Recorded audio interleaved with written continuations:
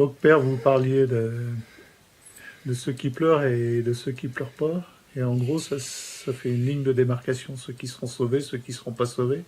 C'est un peu ce que vous disiez ou j'ai pas bien compris en Non, fait. oui, quand on lit un passage de l'Apocalypse, un passage du prophète Daniel, du prophète Isaïe, ou du prophète Ézéchiel, qui parlent tous du Fikoussi Meshulam, c'est-à-dire cette espèce de révélation de la fin, le jour du Seigneur.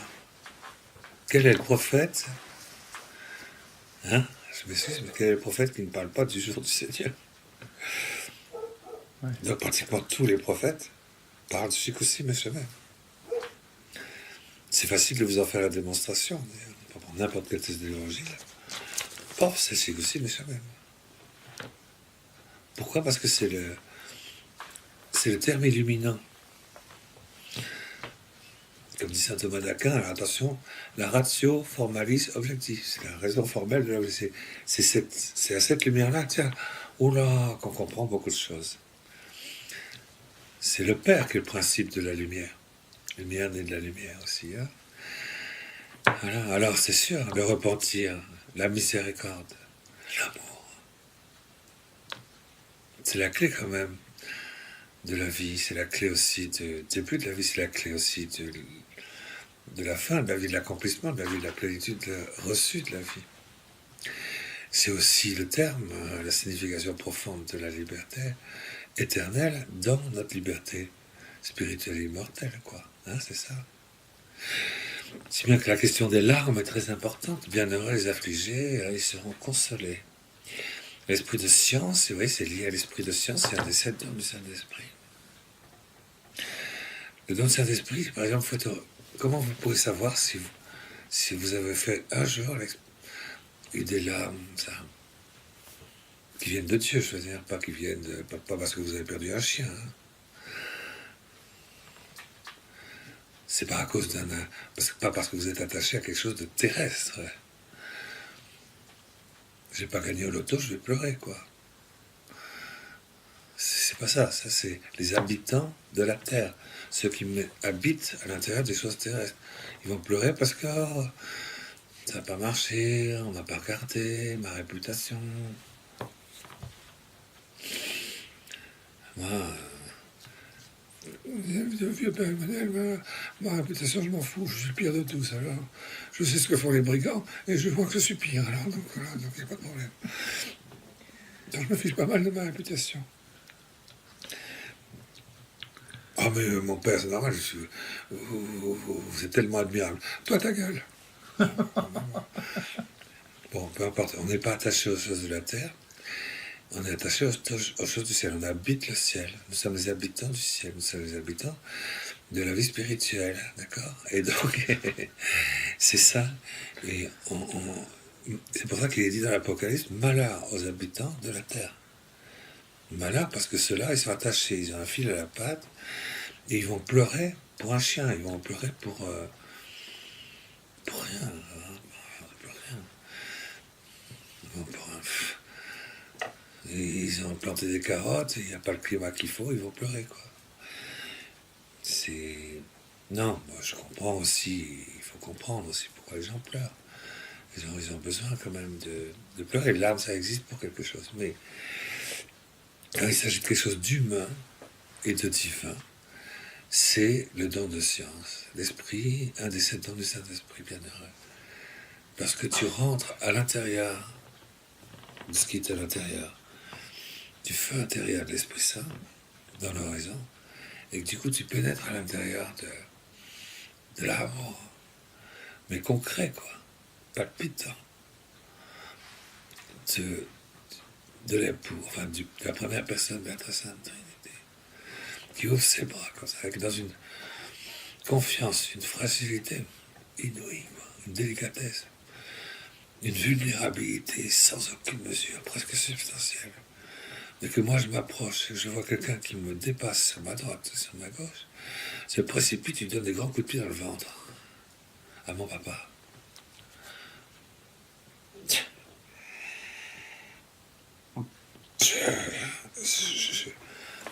C'est quand même plus grave que le fait Le fait qu'au lieu d'avoir 15 surnoms, on m'a mis que 14. C'est autre chose, je veux dire. C'est terrible. Bon, alors, l'Esprit Saint, le Saint-Esprit, quelque part, quand on est dans l'oraison, on donne 20 minutes, et puis à un moment donné, bon, il y a quelque chose qui fait que on ne sait pas pourquoi, à certains moments, il y a une larme qui sort.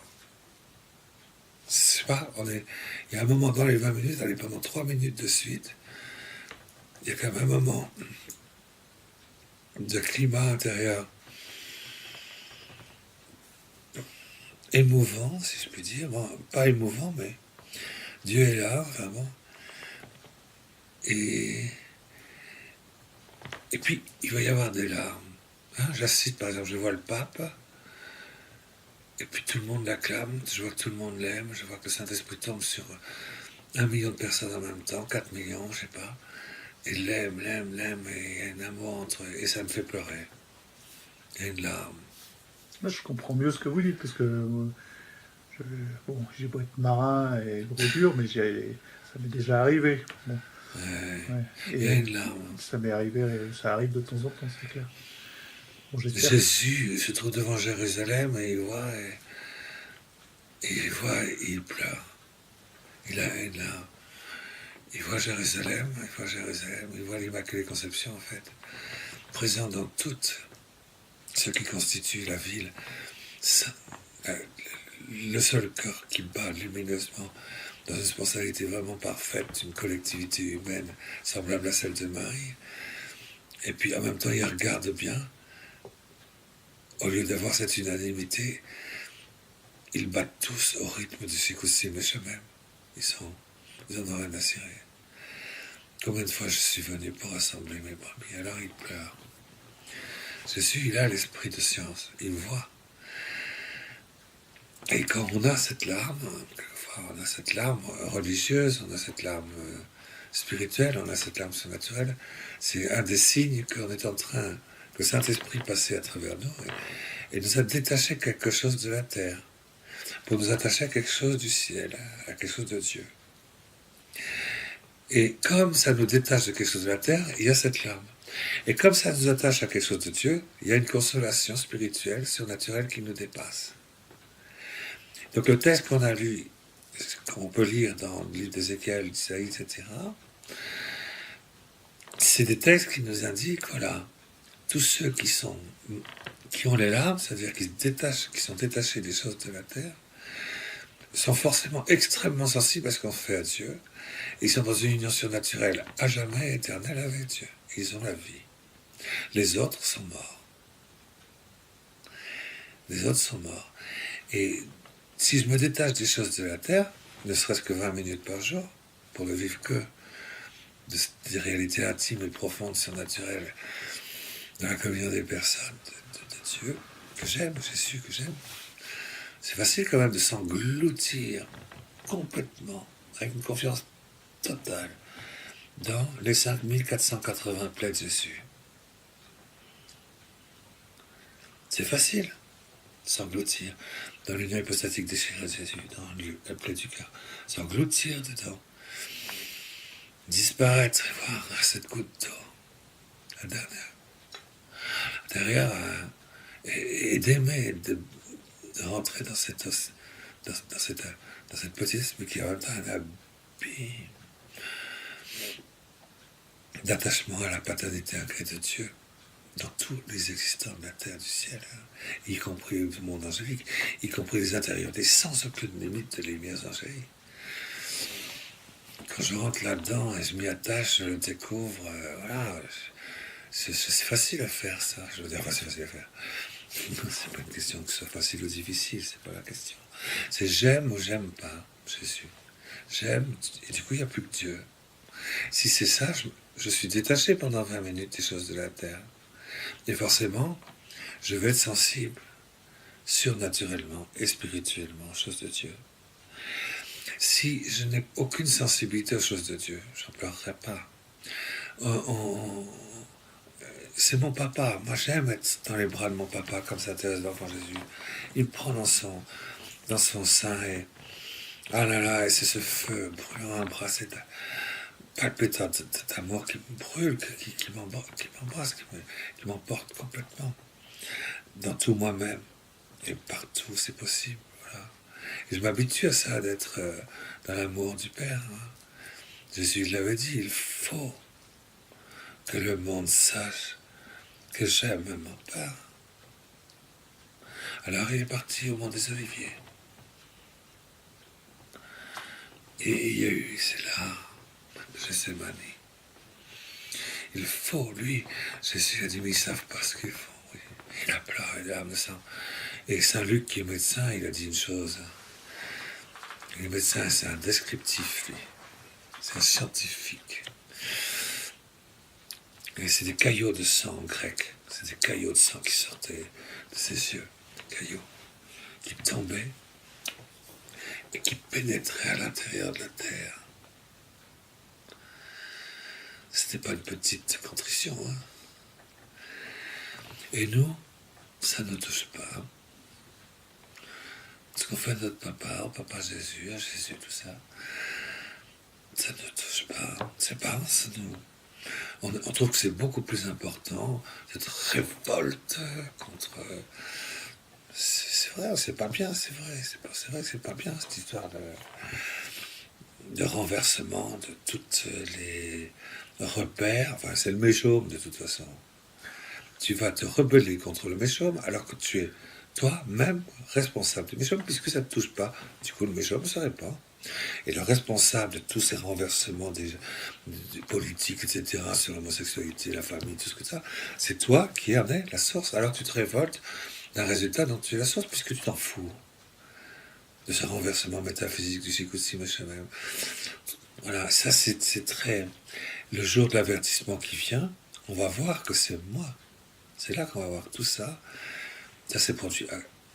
J'en suis vraiment à cause libre, profondément libre. C'est moi qui suis à l'origine de ça, parce que surtout si je suis catholique. Alors, l'esprit de science, je pleure. C'est ça qui est marqué. Vous marquez ici, si vous êtes dans une hypostasie déchirée Jésus crucifié, vous vous enfoncez dans la mémoire de l'incarnation de Jésus, qui vient se crucifier, les quatre premiers sauts de l'Apocalypse.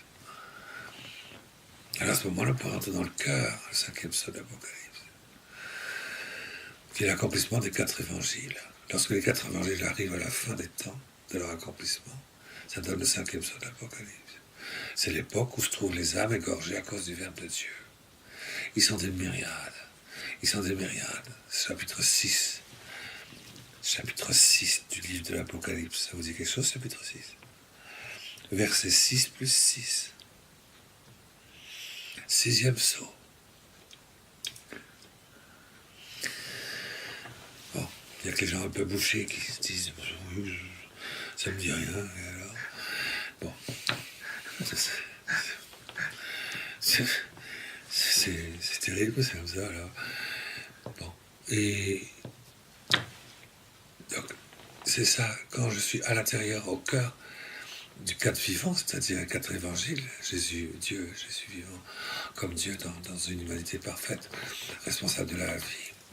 Le lion d'attribut est victime parfaite, éternelle, continuelle, dans un cri silencieux d'amour, etc. Parce que ces 4 évangiles, les 4 vivants, adorent comme ça, et ouvrent le cœur sacré de Jésus, c'est le 5e saut de l'Apocalypse. Et ce temps de 5e saut de l'Apocalypse, chapitre 6, verset 6, tandis que le 6e saut, c'est chapitre 6, verset 6 plus 6, chapitre 12, verset 12. Eh bien, il se repère parce qu'il y a des âmes, les âmes, qui sont sous l'autel dont on a parlé là, dans Ézéchiel, dans le prophète Daniel, dans l'évangile de Saint Matthieu, dans l'évangile de Saint Marc, le Méchaume, l'autel du Méchaume là, l'autel de bronze, l'autel des parfums, dans le sein, pour là, on prépare chez Koussi Méchemem et on met en dessous de l'autel, en dessous, voilà. Ces enfants avortés, c'est quand même extraordinaire, ça. Hein. À partir du moment où on a crucifié, si je puis dire, le cœur eucharistique de notre Seigneur Jésus-Christ, comptez année 1970,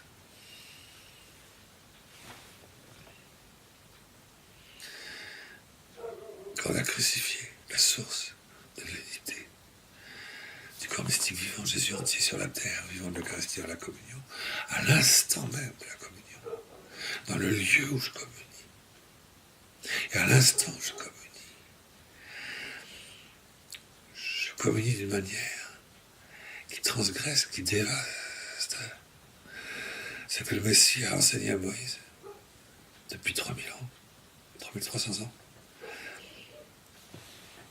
pour montrer que c'est le Verbe de Dieu que je le reçois de cette manière, je reçois dans la bouchée.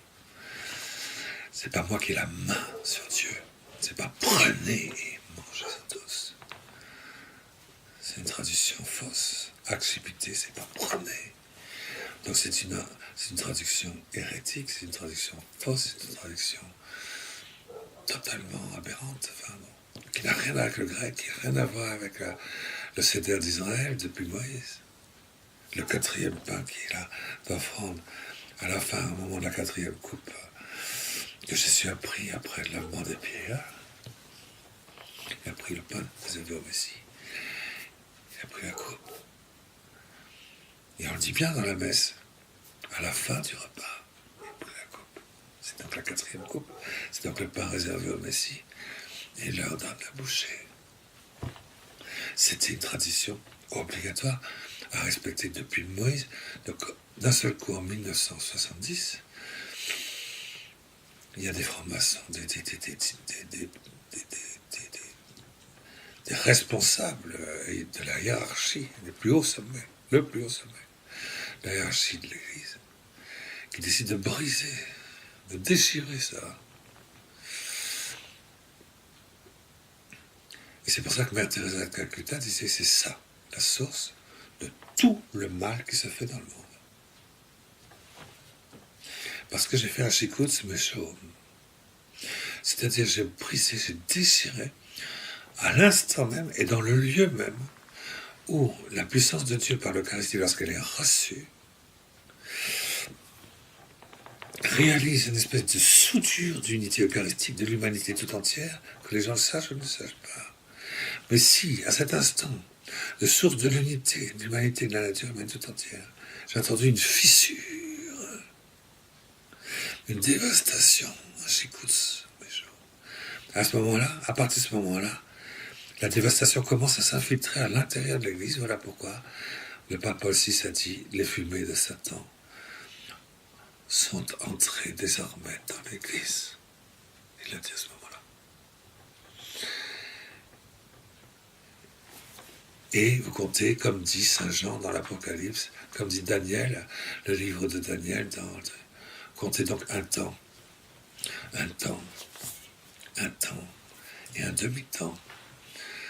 Bon, si on compte ça en années, ça fait 42 mois, ça fait 1280 jours. Mais si on le compte en dizaines d'années, ça fait 35 ans, jour pour jour, de cette décision qui a été prise de briser la source d'unité de la nature humaine tout entière dans la communion eucharistique, en déchirant 3300 ans de volonté éternelle de Dieu sur la manière de recevoir cette source d'unité pour tous les hommes. C'est l'Église qui communique les fruits méritoires du Christ crucifié dans l'Eucharistie. Tu comptes 35 ans et tu tombes au jour même sur la table de décision de l'ONU, de l'humanité tout entière unanimement pénétrée dans le Saint des Saints, la paternité vivante de Dieu pour la dévaster directement.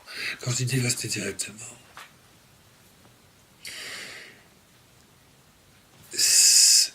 il y a les deux. Certains disent, mais non, c'est pour ça qu'on parlait de dialectique tout à l'heure, hein, vous rappeler. Il y a le marxisme, on va opposer les deux, mais non, le psychosimé chemin, c'est pas de rentrer à fabriquer à concurrencer, à dire au Créateur, tu t'en vas, c'est maintenant, c'est nous qui nous occupons. Nous prenons ta place dans le lieu qui t'est réservé. C'est pas ça, c'est pas ça. C'est pas ça. C'est que si monsieur même, c'est quand le sacrement lui-même de l'Eucharistie est dévasté. Alors c'est la liturgie, c'est la messe de communion, c'est tout ce que vous voulez, c'est une dévastation totale du cœur même de la liturgie, enfin, du sacrement, de la transubstantiation, tout ça. C'est ça qui est dévasté, c'est ça. Mais les gens qui disent ça ne comprennent pas une chose. Mais c'est que l'un ne va pas sans l'autre. Tu ne peux pas opposer les deux. Les deux sont nécessaires. Exactement comme je fais comme ça pour prier. Les deux sont nécessaires. Parce qu'il n'y en a qu'un, il n'y a rien du tout. S'il n'y a que l'autre, il n'y a rien du tout. Mais que les deux, ça fait ce aussi. Mais c'est facile à comprendre. Il n'y a pas de dialectique d'opposition.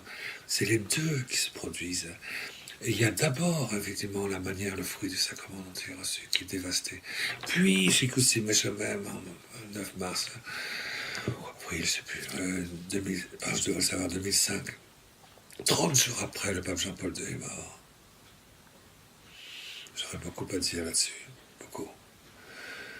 Beaucoup. Je peux vous dire que moi, j'en ai versé des larmes. Parce que je voyais ça, j'ai vu ça à Rome, au Vatican. J'ai vu, messieurs, j'ai vu. Sa père aussi a pleuré à cause de ça. Mais il n'a pu rien faire, c'est vrai. Et bien sûr qu'à partir de là, quand il y a chez Coussi même alors, évidemment, le méchant s'installe de tous les côtés et que du coup il va infester aussi et rendre possible l'abomination de la désolation de l'Antichrist, c'est-à-dire, c'est un troisième temps ça, à un moment donné, il y aura le règne absolu de l'Antichrist, c'est-à-dire l'abolition du sacrifice perpétuel et la suppression de l'hostie vivante. C'est la traduction de Saint Jérôme, la Vulgate. Donc à partir de l'hébreu et du grec quand même, bon. Donc on voit bien l'abolition de l'hostie vivante du sacrifice parfait, ça touche bien sûr à la liturgie de l'Eucharistie, Sanctissime Sacrement. On est d'accord. Mais ça se fait en 3 temps. Et au cœur, c'est Sikoussi Meshamem. Sikoussi Meshamem reste le Sikoussi Meshamem. Qu'on le veuille ou non, c'est une affaire personnelle entre la nature humaine tout entière à travers nous. Et la personne du Père, et nous, on est dans le Fils. Et on est dans Gethsemane, on pleure. Si dans l'oraison, on en pleure un peu, parce que c'est un miracle, hein, d'être sensible à ça. Humainement, il n'y a qu'à voir, on s'en fout. Humainement, niveau terrestre, un peu de la science, et puis c'est tout.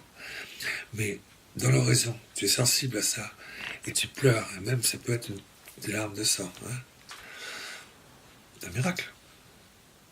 C'est ça qu'on demande au début de l'oraison.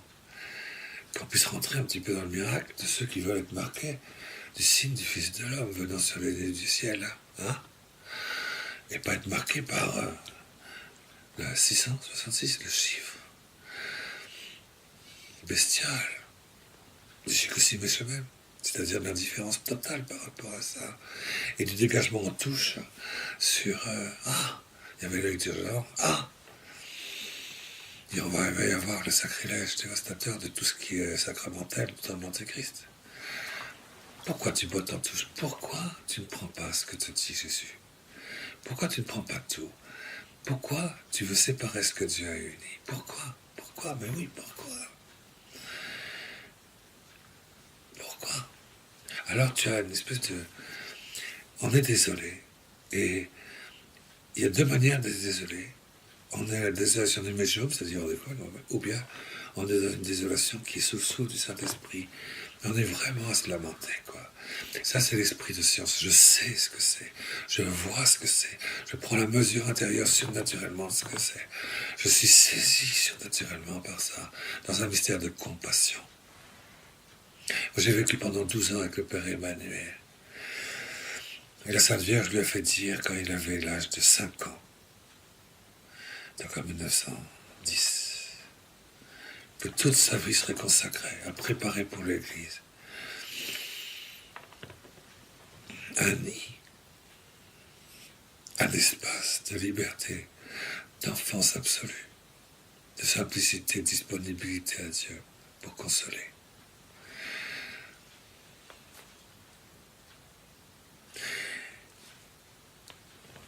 Et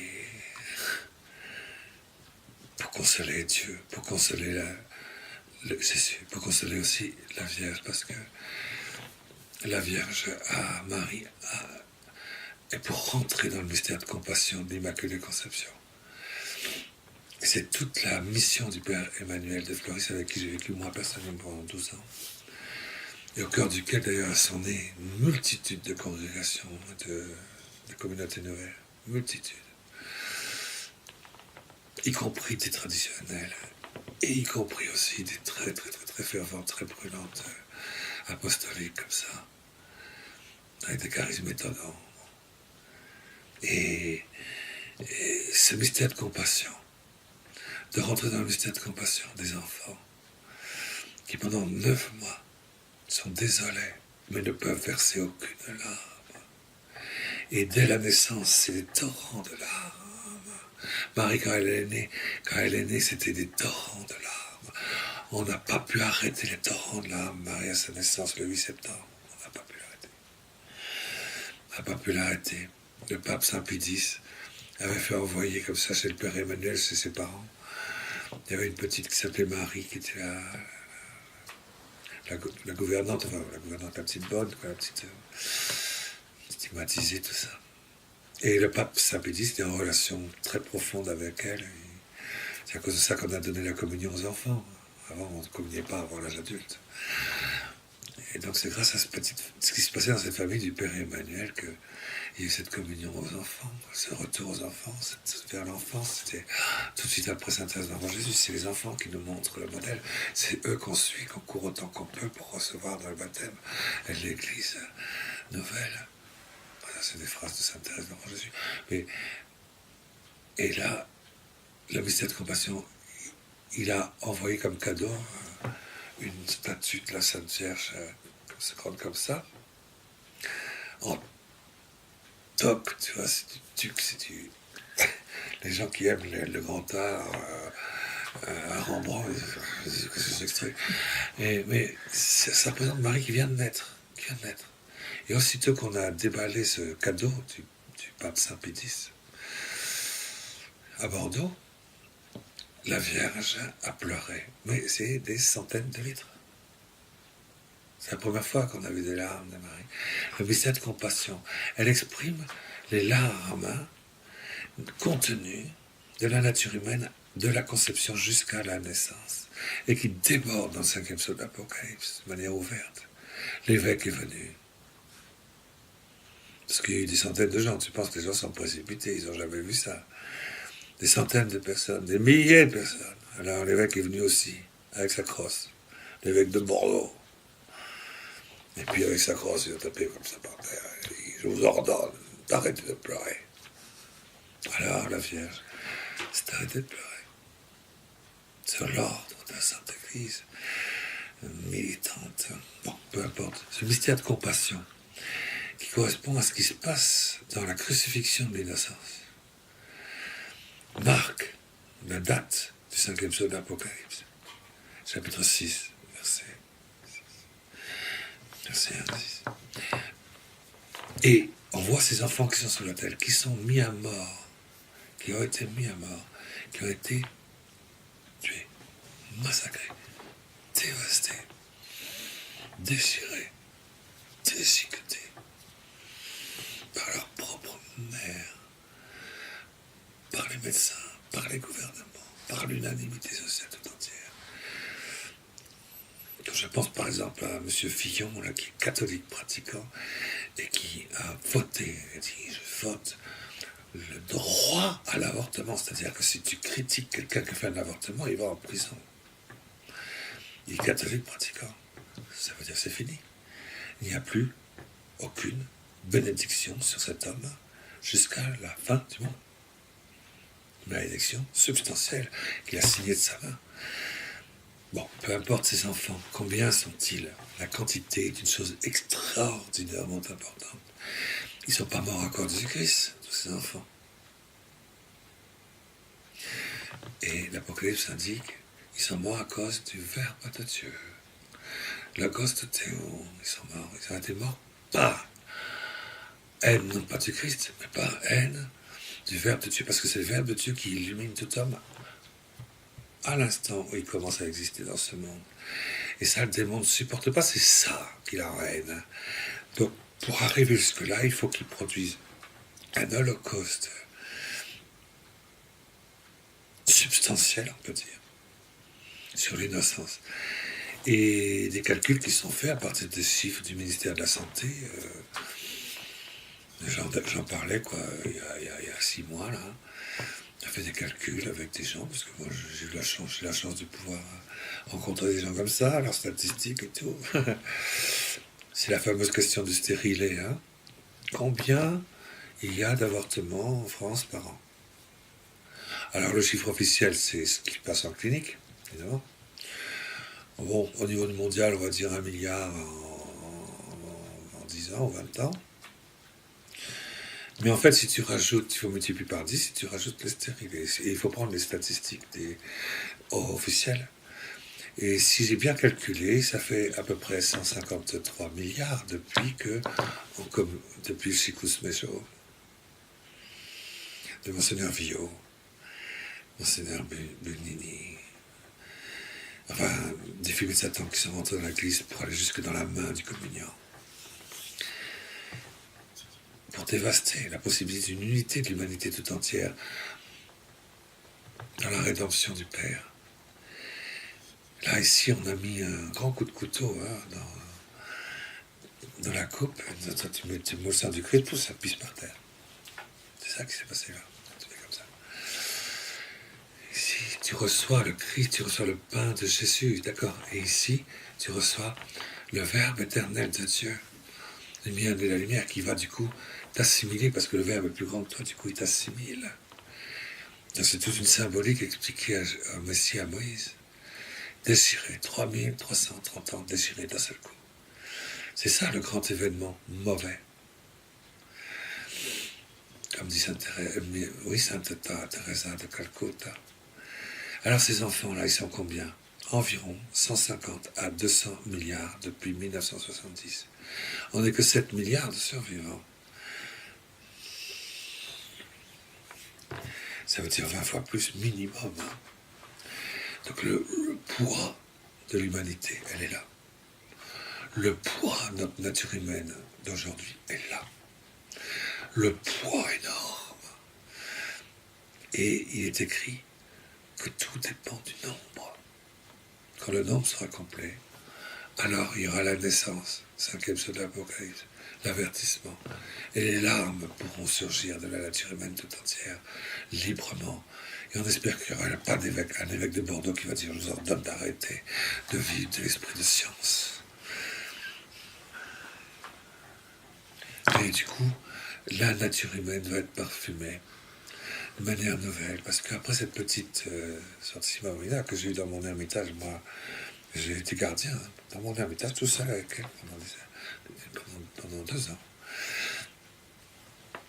Bon, peu importe, c'est pas ça. Du coup, comme cette petite statue, pleurait plus. Alors du coup, je sais pas si vous voyez ce que c'est un enfant qui a beaucoup pleuré pendant 2 heures, parce que sa maman venait pas le consoler parce que je sais pas quoi, il avait peur dans un cauchemar. Un petit bébé, c'est vrai. Il s'arrête de pleurer. Qu'est-ce qu'il fait pendant les minutes qui suivent? Il fait des suffocations, il fait. Alors cette petite statue faisait. Et à chaque fois, elle exhalait des parfums. Ça, les parfums, ils ne se sont pas arrêtés encore aujourd'hui. Cette compassion, les larmes et du coup les parfums de la Jérusalem nouvelle. C'est ça la cité du grand roi, c'est ça la vocation de la France. C'est ce souci du mystère de compassion de Marie. C'est ce souci du mystère de compassion qui doit précisément nettoyer tout, faire exhaler le parfum nouveau et faire de ces martyrs de l'innocence les apôtres des derniers temps. Donc tous les secrets de Marie sur les apôtres des derniers temps sont liés aux enfants qui sont sous l'autel. Et on les prend dans notre cœur, on les prend et on les baigne dans le baptême des larmes de l'Immaculée Conception. À chaque messe. Voilà ce que Jean-Paul II a demandé à la fin de sa vie. Il a dit, je remercie tous les prêtres qui, au moment du memento, du sacrifice eucharistique, introduisent explicitement tous les enfants avortés pour les introduire dans le cœur eucharistique du Christ, pour le baptême qu'ils n'ont pas reçu. Et il a dit ça. Je ne l'ai pas entendu. Mais j'apprends le lendemain, sur le lendemain, que l'évêque de Perpignan célèbre une messe au Carmel, hein, qui était à 2 kilomètres en bas de mon ermitage. Et on me dit, en montant, tu sais pas, le père évêque, au même temps, il a dit, tous les enfants avortés, pour qu'ils soient introduits dans le baptême du feu eucharistique de notre Seigneur Jésus-Christ, ici présent, au nom du Père, du Fils et du Saint-Esprit. Et il a expliqué aux Carmélites, le pape vient de remercier tous les prêtres qu'il faisait à chaque messe. C'est pas beau ça? C'est le 5e saut de l'Apocalypse. Il y a donc un lien très puissant, parce qu'on s'approche de l'autel. Là, ils sont sous l'autel, et à un moment donné, ça soulève l'autel.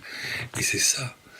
Alors à ce moment-là, on va voir ce que ça veut dire quand on soulève le voile du rideau, du temple, de la paternité. Parce que si Marie prie comme ça veut dire que le Père, parce que tu peux passer par le Père à la Mère, dans l'engendrement à créer du Verbe éternel de Dieu, le Verbe de Dieu déchiré dans l'innocence de tous ses enfants. Tu peux pas les séparer, quoi. À ce moment-là, tu vas voir, si tu vas pas avoir des larmes déchirantes, parce que c'est le Père. Et il va y avoir la révélation. Et c'est ça l'avertissement. Tout le monde sait que c'est ça. Tous les prophètes savent que c'est à cause de ça. Pas à cause de la communion sur la main. Pas à cause de la liturgie. C'est à cause de cette dévastation dégoûtante.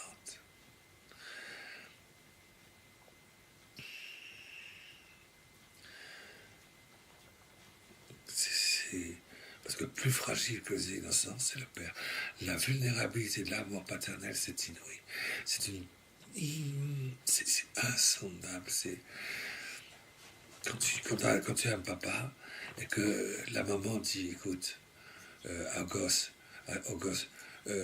papa exagère, ne l'écoutez pas. Et le papa entend ça. C'est un coup de poignard. Tu ne peux pas faire plus fragile qu'une autorité paternelle. Et donc, il ne pourra plus jamais exercer. S'il a entendu ça une fois, vis-à-vis de ses enfants, il ne pourra plus jamais exercer son autorité d'amour paternel vis-à-vis des enfants. Il est assassiné. Et quelquefois, ça vient de l'épouse, ça. Hein. C'est parce qu'elle n'a aucun sens, ni lui d'ailleurs, non plus, de l'unité sponsale. Voilà où mène le mépris de la sponsalité. Le mépris, vraiment, des vertus.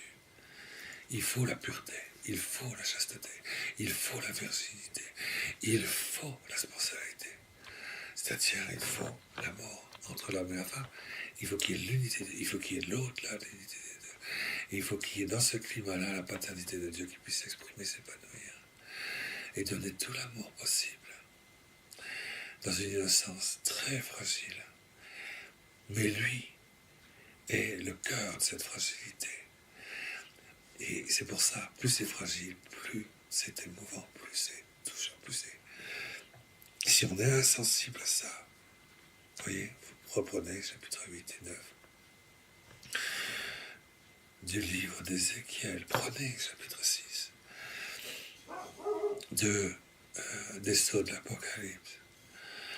Et à ce moment-là, oui, ils sont sur l'autel, on leur donne une robe blanche en attendant. C'est-à-dire, on leur donne un ministère sacerdotal, un ministère de baptême dans la mort et la résurrection du Verbe de Dieu. Pas du Christ, du Verbe de Dieu. Et le Verbe, il est crucifié à quel moment? Après sa mort. Après sa mort, il y a le coup de lance. Il y a l'union hypostatique déchirée de Jésus du Verbe de Dieu. Et c'est ça qui transverbère l'innocence crucifiée des enfants. Voilà la robe qu'on leur donne à la suite du Saint-Père, à chaque messe. Voilà le nom qu'on leur donne pour les inscrire dans le livre de la vie avec le Père. Et si on fait ça, effectivement, leur supplication jusqu'à ce que le nom soit atteint va nous obtenir la grâce. La grâce rédemptrice, la grâce de lumière, la grâce royale, la grâce qui est le fruit le plus glorieux de la sainteté de la France, la grâce de l'avertissement, d'ouverture du 5e sceau de l'Apocalypse. Ça va durer un certain nombre de temps après. Avec ça, je peux vous dire, si vous voulez savoir les étapes, on verra à la prochaine entretien. Allez, Dieu soit béni au nom du Père, du Fils et du Saint-Esprit.